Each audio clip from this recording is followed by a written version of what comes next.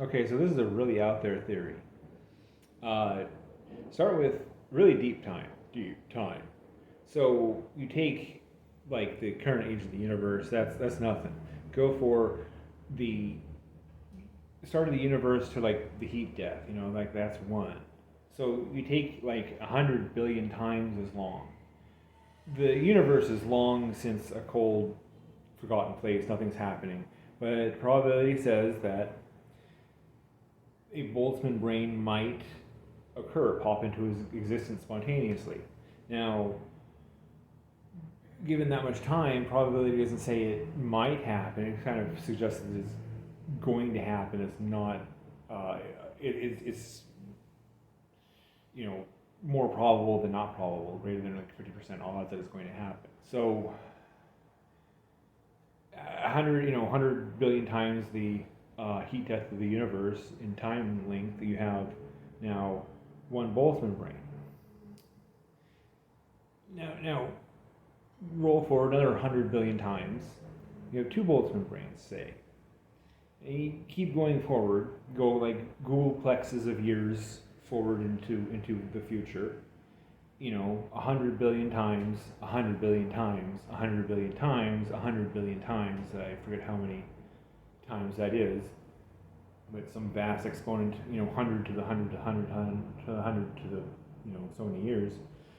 Out on the far side of this, you have several billion of these Boltzmann brains just hanging out in this universe because it's been, time has gone on for so long that it's just probable that these will keep occurring. And we're at the very far end of time and stuff here. And there's all these Boltzmann brains hanging out. Okay, so that's part one.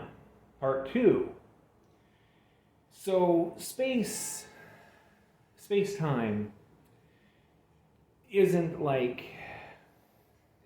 a thing. It's more like the spots in space time aren't next to each other. The reason they're next to each other is because they're entangled together, and there's what virtual particles are thought to be is particles being sent back and forth between basically Planck length cubes of space time. That's how they maintain being next to each other, is by sending virtual particles back and forth. This is the vacuum energy that the gluons that hold quarks together that they fight against. So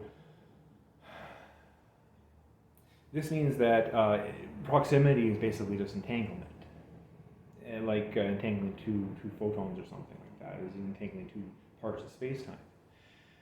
So okay, now 2A is, what if we could remotely entangle with something? We know we can entangle with two photons by having them next to each other. What if we found some way to entangle two photons that were across the room from each other, not physically? Maybe we have to send another photon there or something. But, maybe it goes into the idea of entanglement being sending the information backwards through time to where the two particles were together. Anyway, so we have, so if we assume that there is some mechanism for remote entanglement that we haven't come across yet, there's one missing puzzle piece that this needs. So we have, and because that wouldn't let you only entangle across space, but also across time. You could not only entangle with the photons across the room, but you could also entangle the photons from this morning and from the ones in the future, possibly even the ones from tonight. So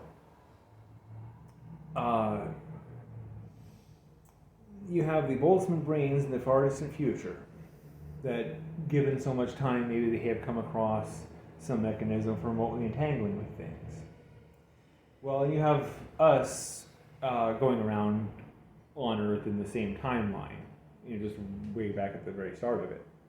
So you have the Boltzmann brains entangling with the human brains and human bodies, or even pre-human, with apes or birds or dinosaurs and all the way back.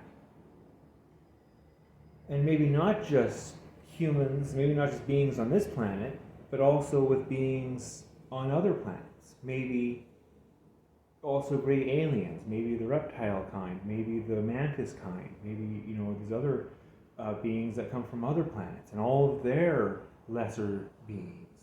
Every one of them is a Boltzmann brain in the far distant future running around doing these things. And our universe is not this great diverse